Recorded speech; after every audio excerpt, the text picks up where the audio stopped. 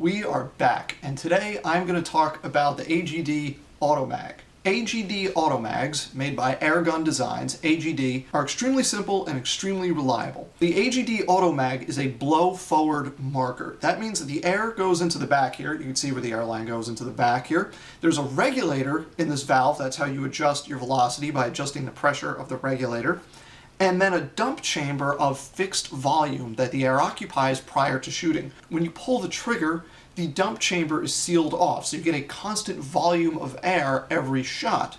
And then the air in the dump chamber pushes the bolt forwards, and then it goes out through the bolt. The bolt actually acts like a piston. There's a spring that is compressed when that happens, and when the dump chamber is empty, the spring resets the bolt by pushing it back the other direction and catching the sear. This is an extremely simple system, it's an extremely reliable system, but the problem is that it's an extremely inefficient system. You really aren't going to get a good level of efficiency out of an AGD Automag. There's a variant of the Automag called the sidearm, which is a 12-gram spring-fed pistol, and on 12 grams with that marker, you'll be lucky to get 15 good shots. That's in contrast to something like a Phantom, where you could expect at least 25 to 30 good shots out of the box, or even some other semi-automatic pistols, where you could at least expect 20 shots before having to change your 12 grams. So inefficiency is the trade-off for the other benefits of this design. They also allow for almost unlimited customization, not quite,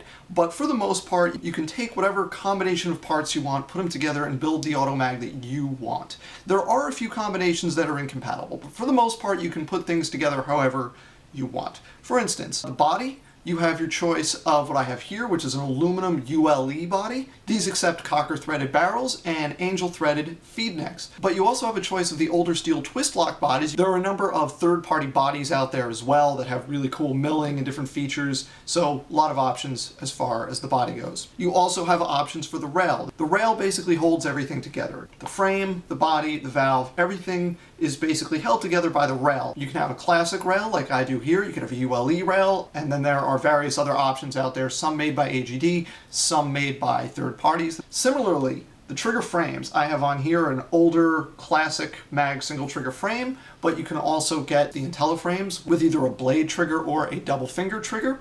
And there are lots of third parties that make other frames. You get the vertical frames, there are other single trigger frames out there that are very nice. AGD actually makes the Y frame and used to make the Z frame, which are angled back the opposite direction, which are very comfortable if you're playing tight, because it means your wrist doesn't have to be bent like this. Instead, it's more like that. It's very comfy. And while I'm discussing the trigger frames, another option, you can get this with the X valve, is the ultralight trigger system, which allows you to have an extremely short, light, and crisp trigger pull to the point where a mechanical marker will be comparable in trigger pull to an electronic marker. And then of course the valve, which is really the guts of this thing, you have what I have, a classic valve, which as you can see is all stainless steel construction, very reliable but extremely heavy. You can also get an RT valve, which has the response trigger kind of thing going on.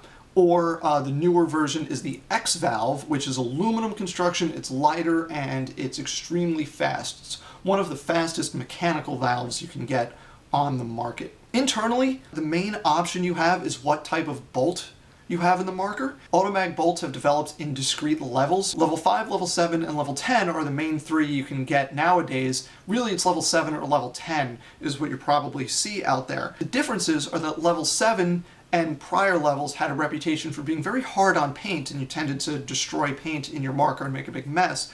Whereas the level 10 actually has an ingenious anti-chop system where the bolt moves forward at extremely low pressure until the chamber is sealed. So if a ball is pinched, half in the feed neck, half in the breech, the bolt will actually not go all the way forward and chop that ball and gunk up your marker. It will just kind of sit there, it'll kind of sputter a little bit, and then reset, and you won't have any problems. It's a really great system, but the downside is that it hurts efficiency even more compared to the level 7 or the level 5 bolts. The other downside to having a level 10 and to some extent the X valve with another feature that you can get called the ultralight trigger is that, in my opinion, it's actually over-engineered for a paintball marker. It's a beautiful piece of engineering, but the tolerances are so tight that when you tune it, you actually have to move the O-ring from the various pieces you're using. You actually have to take the O-ring off of the old one and put it on the new one, because the tolerances required for the system to work well are actually tighter than the manufacturing tolerances of the O-rings.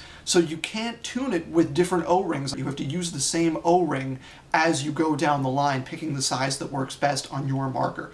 To me, that tells me this is, while a brilliant piece of engineering, it's over-engineered for paintball. Paintball is a rough, coarse kind of activity, and the tools we use in it should be reflective of that reality, rather than being so precisely engineered that you need to take into account the manufacturing tolerances of the O-rings that you use. Those problems aside, it is an extremely nice paintball marker. It's reliable, it's simple, it's small and compact, you have lots of customizable options, but it does have a few downsides, and one should be aware of that before they look into an Automag. Thanks for watching. Catch part 2 where I talk specifically about this marker. See you soon.